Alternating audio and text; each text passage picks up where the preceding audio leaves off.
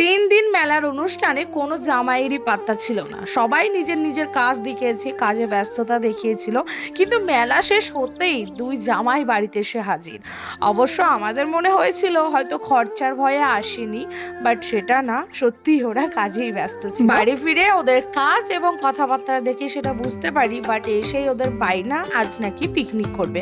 আর আমাদের এই জানুয়ারি পড়তে কিন্তু কোনো রকম পিকনিক করাও হয়নি, সেটাও কাজের ব্যস্ততার কারণেই।